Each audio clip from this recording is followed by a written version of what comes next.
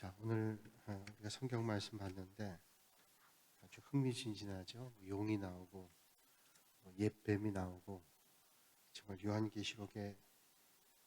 요한계시록다운 본문 말씀이죠. 도저히 이게 어떤 말씀인지 잘 가늠해 보기 힘든 그런 말씀인데 오늘 이 말씀 우리가 좀 정확하게 잘 봐야 요한계시록을 통해서 우리에게 주시는 말씀이 뭔가를 우리가 발견할 수 있습니다. 요즘에 이제 아침에 사역 훈련하는 분들이 있는데 오늘 사역 훈련할 때 그런 말씀 드렸어요. 성경을 볼 때는 항상 우리가 본문을 관찰합니다. 성경을 해석하는 방법이 먼저 본문을 관찰하죠. 우리가 오늘 본문 말씀을 11장 15절부터 읽었는데 이 본문 내용이 어떤 말인지 쭉 관찰을 해봤습니다. 같이 읽어봤어요. 쉽게 이해되는 본문도 있지만 이런 요한계시록, 묵시록이라는 장르는 쉽게 이해가 안 됩니다. 해석이 필요하죠. 그 해석을 자기 감정에 따라, 자기 생각에 따라, 자기 수준에 따라 해석을 하면 왜곡된 해석을 할 가능성이 상당히 높습니다. 그래서 이 본문을 자세히 보고 가능한 여러 번 읽고 또 여러 번역본을 보죠. 우리가 개역 개정판이라면 현대어의 성경 쉽죠. 현대어 성경 본다든지 새 번역을 본다든지 또 영어가 조금 괜찮은 분들은 영어 성경을 본다든지 이렇게 해서 역본을 보죠. 그럼 본문이 조금 더 명료하게 이해가 될 수가 있습니다. 그것 가지고만은 안 되죠.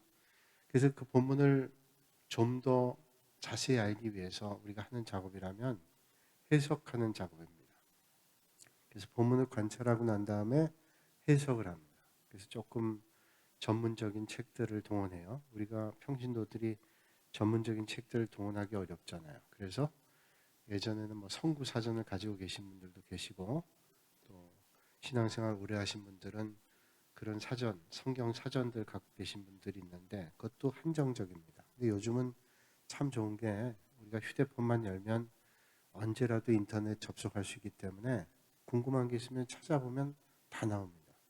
문제는 찾아오면 다 나오는데 요즘에 이단에서 해석하는 것들이 있기 때문에 이제 정보가 많을 때에는 이 정보가 올바른 건지 잘못된 건지 그걸 분별해야 돼요.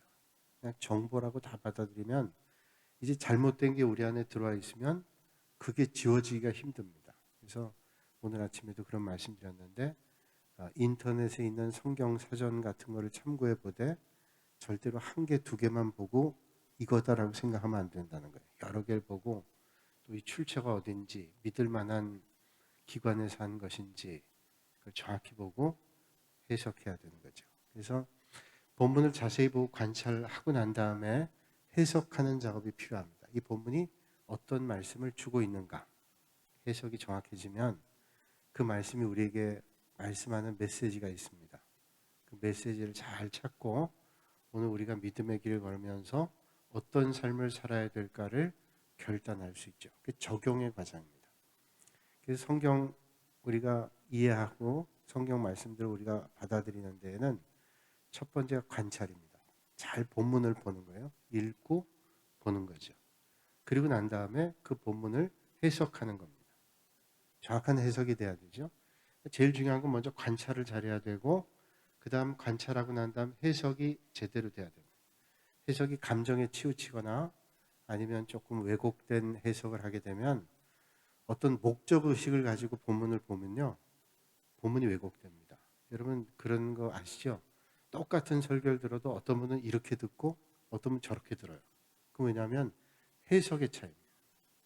그러니까 자기 감정에 따라서 해석을 할 가능성이 상당히 사람이 많아요. 그래서 객관화하는 작업이 필요합니다.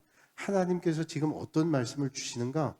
그 하나님의 말씀이 주시는 의도를 파악해야 이게 본문을 올바로 이해하는 것이지 자기 감정에 따라서 받아들이면 하나님의 말씀과는 정반대의 길로 갈 수 있다는 거예요. 우리가 하나님의 뜻대로 살기 위해서는 하나님의 말씀하시는 것을 올바로 알아야 되죠. 하나님의 의도를 알아야 된다는 겁니다. 하나님의 의도를 모르고 자기 생각, 기분에 따라 성경 해석하면 잘못된 길로 빠집니다. 특별히 이단 같은 경우는 목적을 가지고 있어요. 그래서 성경을 해석할 때 어떤 목적에 맞춰서 성경을 이렇게 갖다 붙여놓습니다. 자기 필요한 대로 갖다 성경 붙여놓으면 이게 정말로 잘못된 해석을 하죠. 그래서 우리가 그런 룰을 범하면 안 됩니다. 하나님의 말씀을 전할 때도 제가 꼭 유념하는 게 그겁니다. 왜냐하면 이게 자기 마음대로 전하면 그건 잘못된 거죠. 이 본문에서 하나님께서 어떤 메시지를 주고 있느냐, 그 메시지가 분명하면 담대할 수 있어요. 그러면 그 분명한 거죠. 우리가 받아들이기 힘든 말씀이라도 그 분명한 메시지라면 전해야 될 것이고, 분명한 메시지라면 받아야 될 것이죠. 그러니까 아주 중요한 작업이에요. 본문을 자세히 보고 그 본문 말씀이 말씀해 주시는 하나님의 의도가 뭐냐. 성경은 하나님의 뜻을 계시해 주신 거잖아요. 드러내 보여주신 건데 그 하나님의 뜻을 올바로 이해하기 위해서 그 작업을 잘해야 되는 겁니다. 보통 이제 우리 교육자들이 전문 공부를 한 분들이 좀 낮잖아요. 그래서 여러분들이 수월하게 본문을 이해할 수 있도록 우리가 또 공부하고 연구하고 기도하고 묵상하고 그러면서 말씀 전하는데 여러분들이 성경 볼 때도 나름대로 해석을 한단 말이죠. 그래서 여러분들이 설교를 들을 때나 말씀을 들을 때 말씀을 읽을 때 나름대로 해석을 하는데 그 해석을 할 때 올바른 해석을 해야 하나님의 뜻을 올바로 이해할 수 있겠다라고 하는 겁니다. 그래서 해석이라는 작업이 참 중요하다라고 하는 거죠. 안 그러면 해석을 잘못하면 잘못된 해석 가지고 그게 전부인 건 양 잘못된 길로 가요. 하나님의 영광 위해서 산다 그래요. 다 사람들이. 이런 믿는 사람들이 하나님의 영광 위해 살죠. 제가 월요일날 이제 극동방송에서 말씀 디톡스를 생방송으로 하고 그때 이제 몇 가지 제가 나눈 게 있는데 신앙생활하는 사람 가운데 믿음 생활 잘하려고 한 사람, 하지 않는 사람 아무도 없어요. 내가 예수 믿으면서 하나님의 일을 열심히 해야지, 주님의 나라를 먼저 해야지, 주님을 영화롭게 드려야지, 내 인생 그저 살아가는 동안 하나님께 영광 올려드리는 삶을 살아야 이런 생각 안 하고 믿음 생활하는 사람 한 사람도 없습니다. 다 믿음 생활할 때 그런 마음을 가져요. 또 그런 마음 가지고 믿음 생활하죠. 뭐 처음에 믿을 때는 예수 믿으면 잘 된다 그러다. 그러고서 왔는데 그러면서 믿음이 성숙해지게 되면서 이제 거기에서 조금 무게중심이 나 중심이 아니라 하나님 중심으로 바뀌어지면서 내가 하나님 위해서 뭘 할까 이런 생각을 하게 되죠. 믿음이 어릴 때는 내가 하나님 때문에 얻게 되는 복들 이런 것들을 생각하다가 성숙해지면 내가 이제 하나님 앞에 무엇으로 영광 돌릴까. 근본적으로 하나님께서 그런 삶을 살면 하나님께서 베풀어 주신 은혜가 충만합니다. 하나님 먼저 하면 하나님께서 은혜 베풀어 주시는 거예요. 근데 그런 생각을 가지고 믿음 생활하는데 이 믿음 생활하다가 우리가 그런 마음을 가지고 믿음 생활하는데 실제로는 그렇지 못할 때가 많아요. 하나님 먼저 하는 믿음 생활하는데 그렇게 해야 된다고 생각하는데 하나님 먼저 하지 못해요. 하나님 먼저 해야 되지만 내가 그래도 요거 좀 하던 거 마저 하고 주님 나라 일 하겠습니다. 내가 아이들 다 키우면 주님 나라 일 하겠습니다. 그래서 내가 좀 벌이가 괜찮아지고 먹고 살만해지면 주님 나라 일 하겠습니다.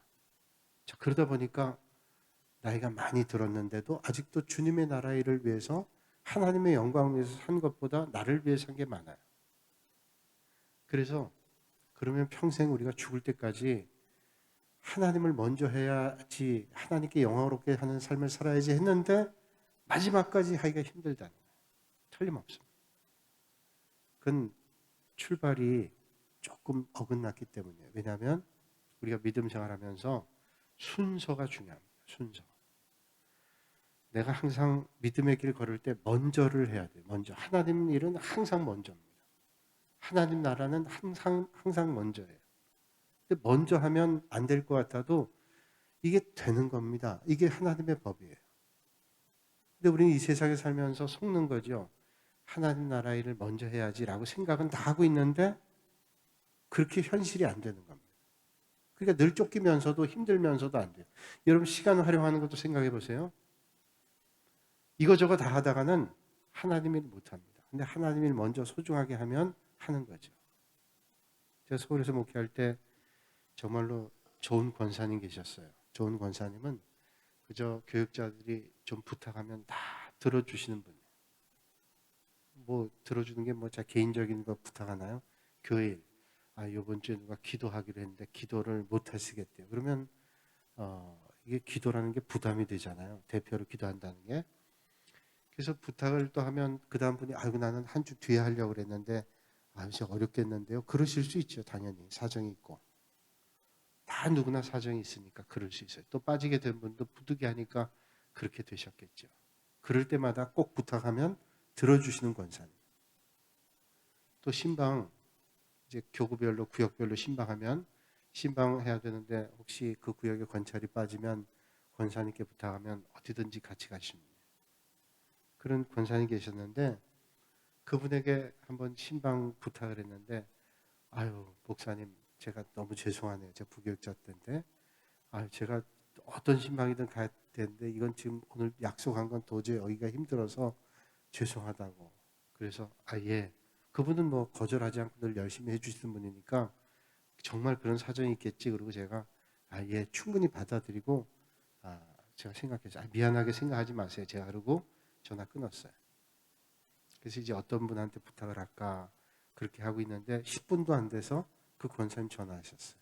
전화하셔서 하신 말씀이 목사님 제가 그렇게 전화 끊고 너무 마음이 불편해가지고 약속한 데를 전화해서 취소했습니다.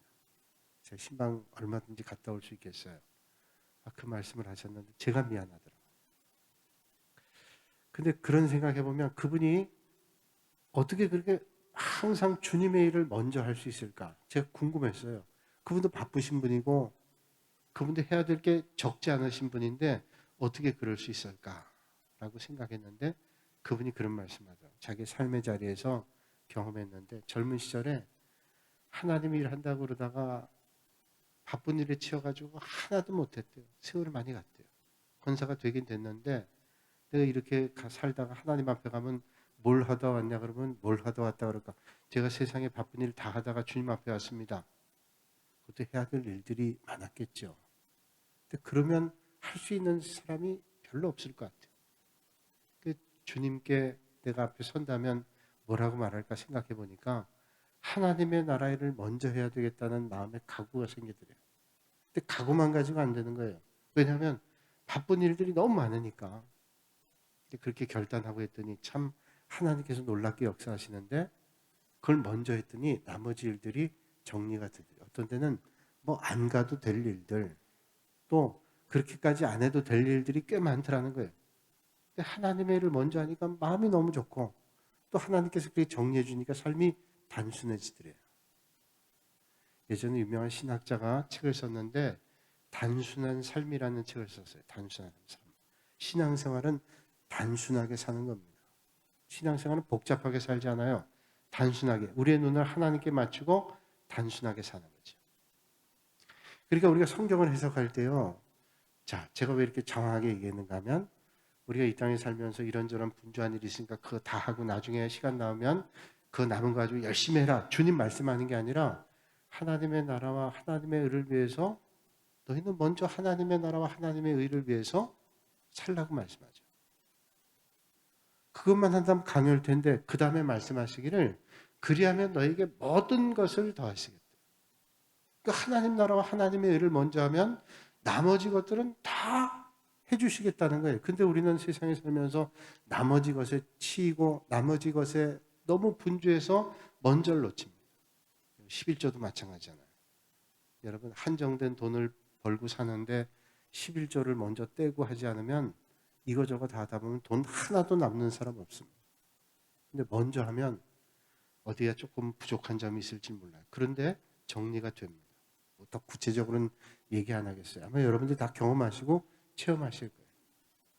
그래서 제가 농담처럼 한 말이지만 그게 마음속에 정말로 느껴지는 게 얼마 전에도 우리 제자훈련하면서 어떤 집사님 말씀하셨는데 그 요지는 그거였어요. 제가 덧붙이진 않았는데 우리 교인들은 100% 11조 다 하잖아요. 100% 11조 다 하는 건 뭐 아시죠? 스스로 하는 거는 본인이 하는 거고 안 하는 건 주님이 걷어가시고 저는 그 말이 농담처럼 제가 어디 책에서 봤는데 그 교회 목사님이 말씀하시는데 전 교인이 다 한대요. 어떻게? 스스로 하나님 앞에 열의 하나를 하나님 것으로 전부가 하나님 것이지만 은혜지만 하나님 앞에 드리는 거예요. 그런데 안 하면 내가 남는 것 같아도 남느냐? 아니에요. 그렇지 않다는 거죠. 하나님께서 우리에게 11조를 얘기하고 섬김을 얘기하는 것은 우리에게 부담을 주려고 절대로 그러지 않아요.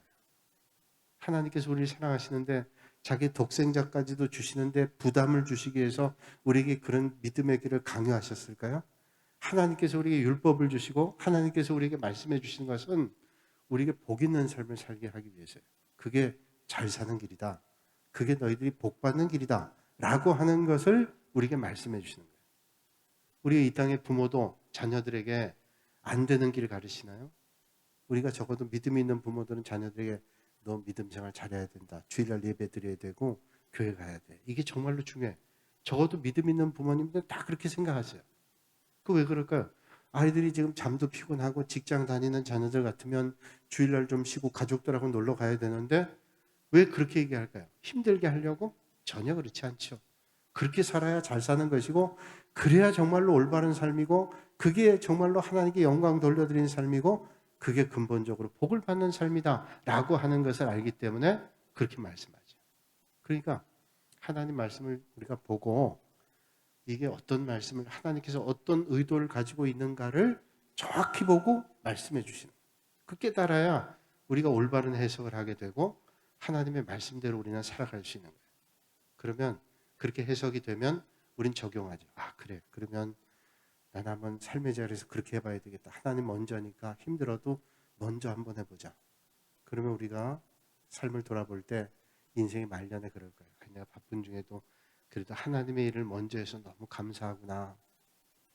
또 내가 하나님 우선했던 게 제 마음속에 기억이 많이 나올 거예요.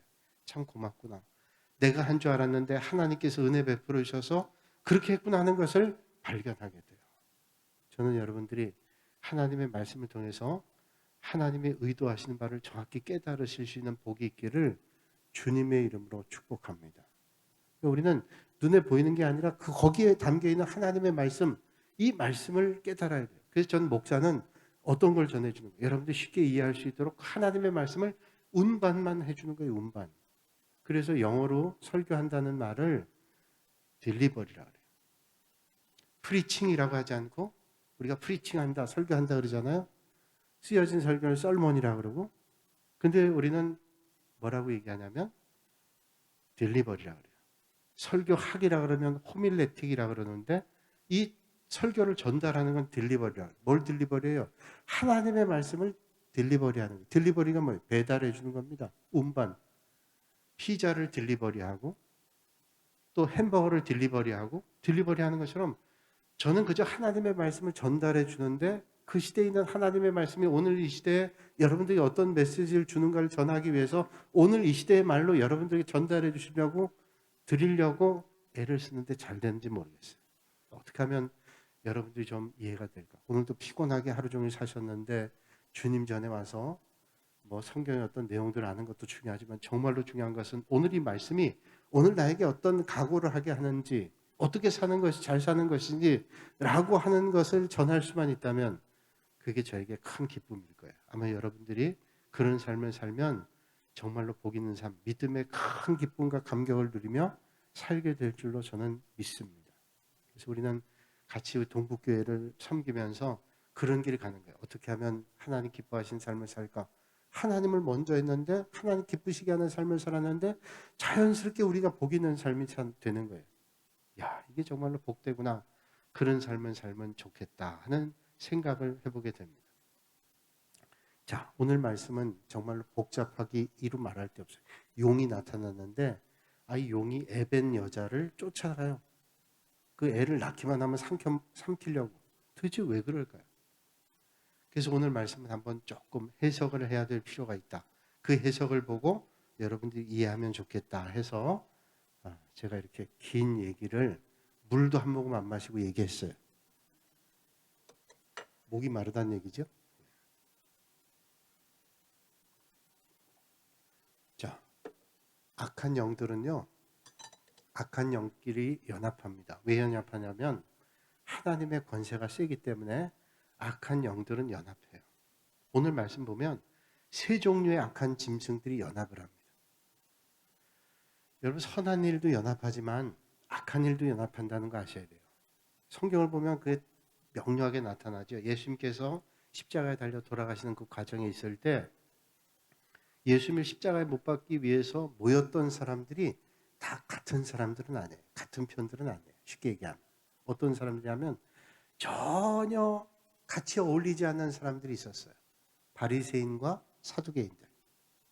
바리새인과 사두개인들이 왜 같지 않냐면 사두개인들은 정권 친화적인 사람들이고 바리새인들은 정권에 밀접한 사람들이고 사두개인들은 좀 덜했던 사람이에요.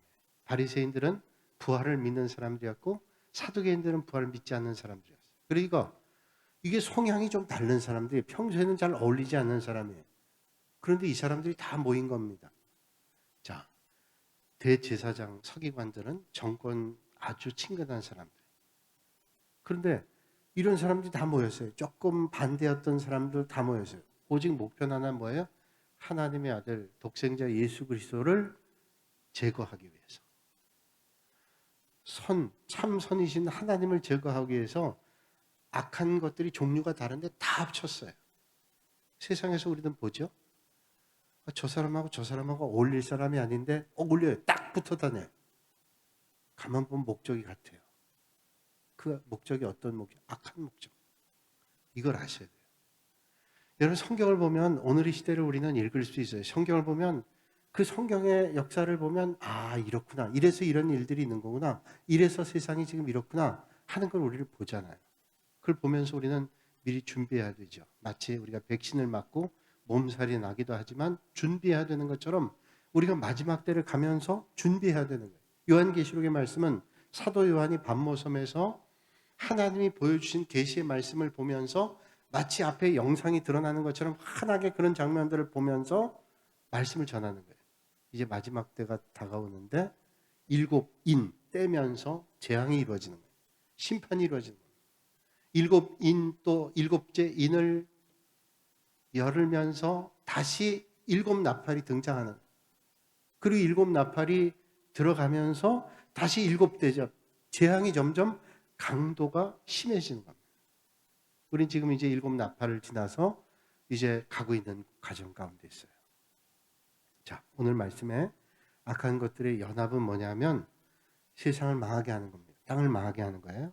자, 그렇다면 그 말씀이 오늘 18절에 있습니다. 11장 18절. 우리 같이 한번 읽을까요? 요한계시록 11장 18절입니다. 시작. 이방들이 분노하며 주의 진노가 내려 죽은 자를 심판하시며 종 선지자들과 성도들과 또 작은 자든지 큰 자든지 주의 이름을 경외하는 자들에게 상 주시며 또 땅을 망하게 하는 자들을 멸망시킬 때로소이다 하더라. 아멘. 땅을 망하게 하는 뒷부분에 땅을 망하게 하는 자들을 멸망시킬 때로소이다. 땅을 망하게 하는 자들 있죠? 땅을 망하게 하는 자들 멸망시킬 때래요. 땅을 망하게 하는 자들이 뭐예요? 하나님을 대적하는 자들입니다. 세상을 망가뜨린 사람들. 이 사람들을 망하게 할 때라는 거예요. 심판 때가 다가오고 있죠.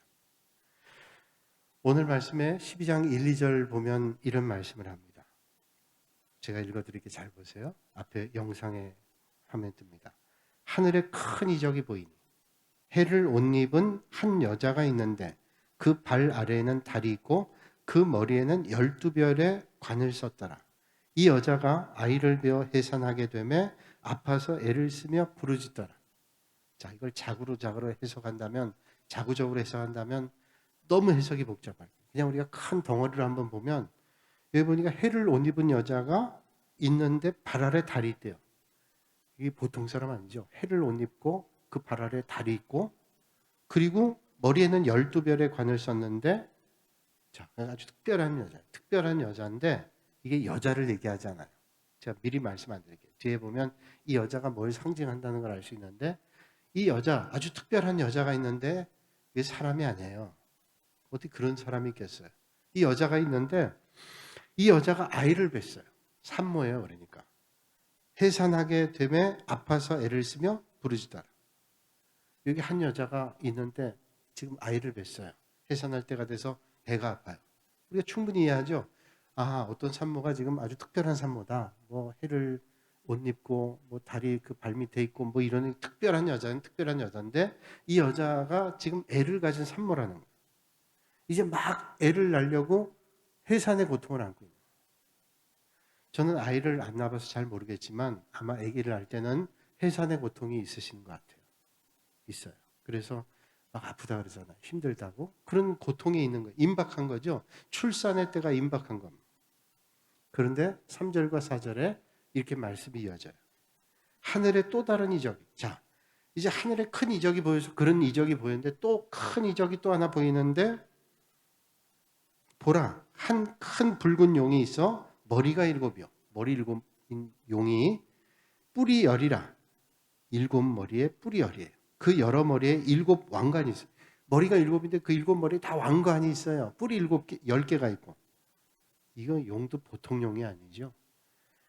그 꼬리가 하늘의 별 3분의 1을 끌어다가, 자, 이 꼬리가, 용의 꼬리가 머리 7에다가 뿔이 10개 달린 왕관을 다 뒤집어 쓴 머리가 있는 그 용이 꼬리, 그 꼬리가 하늘의 별 3분의 1을 끌어다가 땅에 던진다.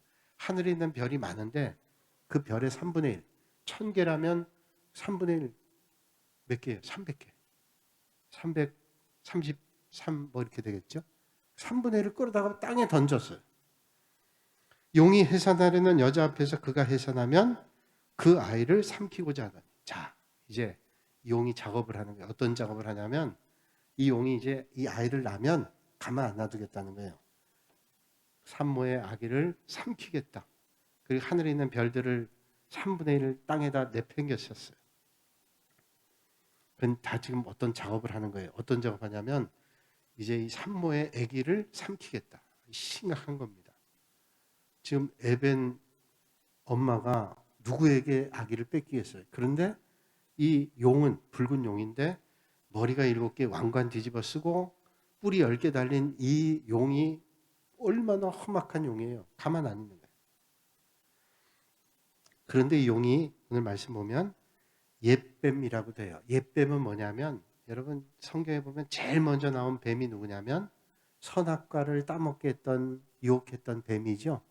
아담과 하와에게 특별히 하와에 가서 뱀 따먹으라고 꼬드겼던 옛뱀. 그걸 보통 상징해요. 마귀죠, 마귀. 그 다음 또 등장하는 게 있는데 마귀, 참수하는 겁니다. 참수한다는 말은 남을 헐뜯어가지고 고발하는 거예요. 고소하는 겁니다. 남을 헐뜯어가지고 고소해. 어떻게 하면 좀 망가뜨릴까 해서 고발하는 거죠. 참수하는 거예요. 마귀가 하는 일이에요. 그래서 마귀가 참수하고 사탄, 대적하고 원수인데 이런 일들을 하는 거죠. 이 용은 그겁니다. 바로 마귀, 사탄. 제가 신학대학원 다닐 때 마귀에 대해서 집중적으로 6개월 동안 공부한 적이 있는데 마귀는 정말 마귀더라고요. 그 마귀를 공부할 때 정신의학과, 정신과 의사들이 논문 쓴 거 많이 봤는데 정신과 의사들이 쓴 논문이에요. 그리고 정신과 의사가 자기가 논문에서 얘기했어요. 그러니까 그분의 얘기를 빌으면 그런 얘기 하더라고요. 정신과 병원에 오면 이게 귀신 들렸는지 정신병 걸렸는지 정확하게 모르겠대요. 어떤 건 이게 정신병이구나, 이게 귀신 들렸구나 알 수 있는데 어떤 거는 잘 모르는 것도 있대요. 그래서 잘 모르는 게 70%, 이거는 정신병이다, 귀신 들린 거다라고 구별할 수 있는 게 30%. 그래서 이분이 솔직히 얘기하는 거예요.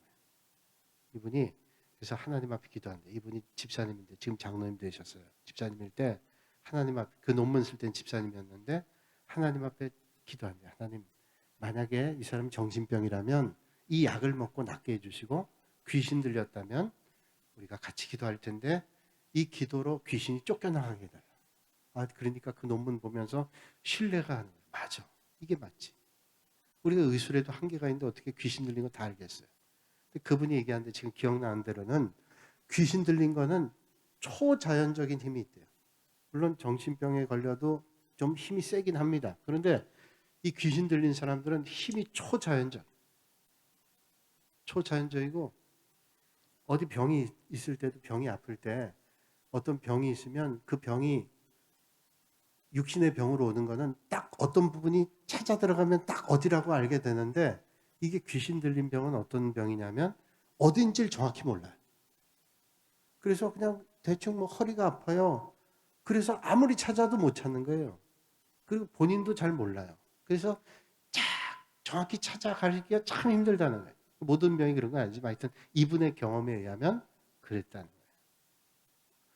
아, 그렇구나. 여러 가지가 있는데 지금 떠오르는 거라 다 기억은 안 나지만 그런 것들이고, 또 이제 영적으로 얘기하면 귀신들이 좋아하는 데는 우리가 생각하는 데래요. 음침한데, 축축한데, 어두운데, 이런 데 안 좋아해요. 마귀가 좋아한대요. 왜? 숨기 좋거든. 그러니까 우리가 너무 늦게 돌아다니면 안 됩니다. 또 우리가 너무 음침한 데 돌아다니면 안 돼요. 너무 축축한데. 왜? 마귀들이 거기를 좋아하니까 거기로 죄송합니다. 기어 들어가는 분들 계시다면 거기로 들어가면 안 되는 거예요. 되도록이면 밝은데, 좋은데. 그렇게 하면 되는 거죠. 그렇게 해서 우리가 되도록이면 이렇게 밝은 데서 또 건강하게, 그래서 뭐 숙덕거리지 않고 그렇게 하는 게 영적으로도 좋은 거죠. 그래서 이게 보면 알겠구나 그런 생각이 들어요. 그러니까 이 마귀가, 붉은 용 마귀가 이제 그 산모의 아기가 낳기만 하면 잡아먹겠다고, 삼키겠다고 기다리고 있는. 자, 그 다음 5절과 6절에 이렇게 말씀해요. 여자가 아들을 낳으니 이는 장차 철장으로 만국을 다스릴 남자라. 자, 이 아들이 뭐냐면 철장으로 만국을 다스릴 남자래요. 지금 이 아이는 보통 아이가 아니에요. 이 아이가 낳으면 세상을 다스릴 아이가 나올 준비를 하고 있는 거예요. 그 아이를 하나님 앞과 보좌 앞으로 올려가더라. 그러니까 이 아이가 하나님 앞에 올려갈 아이라. 이게 어떤 아이예요? 하나님의 자녀예요. 자, 그 여자가 광야로 도망하며 거기서 1260일 동안 그를 양육하기 위하여 하나님께서 예비하신 것이 있더라. 이렇게 말씀해요. 자, 이 아이는 뭐냐? 우린 짐작했었을 거예요. 이 지금 여자가 베고 있는 아이는 바로 예수 그리스도를 상징하는 거예요. 그러니까 예수님께서 오시는데 이 예수님을 삼키기 위해서 지금 사탄 마귀가 어떻게 하면 예수님을 십자가 지지 못하게 할까? 어떻게 하면 예수를 따르지 못하도록 할까? 어떻게 하면 예수를 망가뜨릴까? 지금 삼키기 위해서 하늘에 있는 별 3분의 1을 내쫓고, 그리고 자기는 삼키기 위해서 이 여자를 쫓아다니는, 이 여자가 피했어요. 이제 뒤에 나오지만 여자는 교회를 얘기합니다. 교회. 자, 7절로 12절에 이제 이렇게 말씀해요. 그래서 이제 싸움이 일어납니다.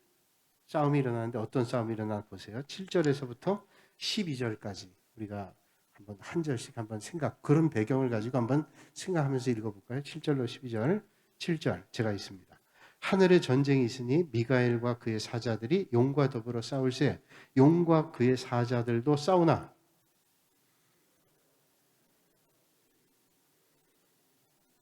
큰 용이 내쫓기니 옛뱀 곧 마귀라고도 하고 사탄이라고도 하며 온 천하를 꿰는 자라. 그가 땅으로 내쫓기니 그의 사자들도 그와 함께 내쫓기니라.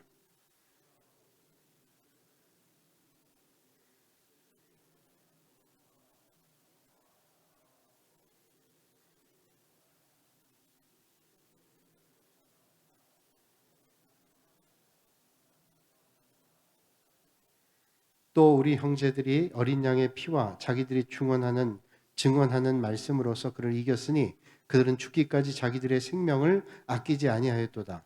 그러므로 하늘과 그 가운데 거하는 자들은 즐거워하라.